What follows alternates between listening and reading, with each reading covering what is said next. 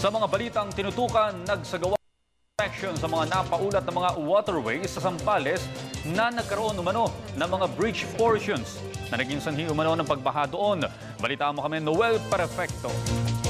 Hindi na pinalagpas pa ng DPWH flood control experts sa magandang panahon para magsagawa ng inspeksyon sa mga napaulat na mga waterways sa lalawigan ng Zambales na nagkaroon ng breaches sa iba pang mga lugar, partikular itong mga dinaluyan ng tubig baha. Agad rin gumawa ng rekomendasyon sa Region 3 Director Antonio Molano Jr.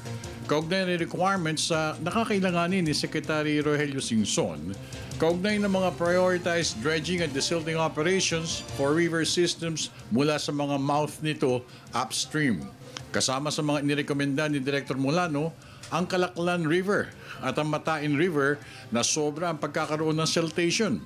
Pati ang Tamayok River, Malalelak River at ang Wawandue River sa Subic at Castillejos areas ay kanila ring isinama sa rekomendasyon. Matindi ang atas ni Secretary Singson. Suring maigit tiyakin na magiging eksakto sa dami ng mga alising bara ang mga waterways para sa tamang paglalaanan ng pondo para dito.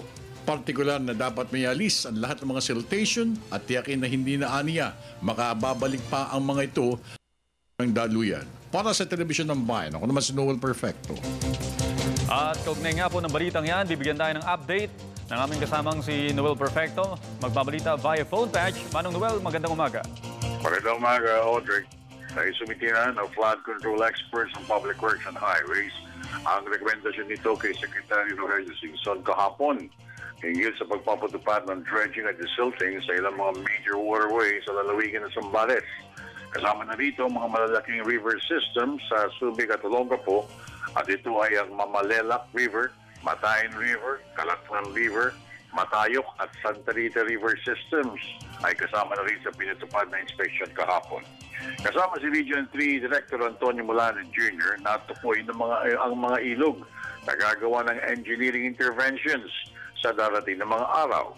Layunin ng pagsasagawa ng dredging at desilting ay matapos ito'y naging dahilan ng paglubog ng ilang lugar sa Zambales na naitalang lagpas tao at sanhin na rin ang pagkamatay ng mahigit 25 katao na natambunan ng mga pagkuhunan lupa dito.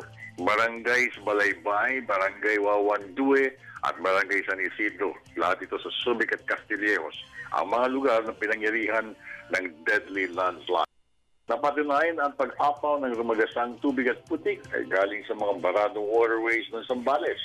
Habang ang pagguhong lupa naman ay busod naman ng patuloy ng pag-ulan, dala ng pagpapalis ng Bagyong Odette at ang pananalanta ng hanging habagat. Kaya Rodrick, ang ating tututukan ngayong araw na ito. Good morning. Maraming salamat kasamang Noel Perfecto.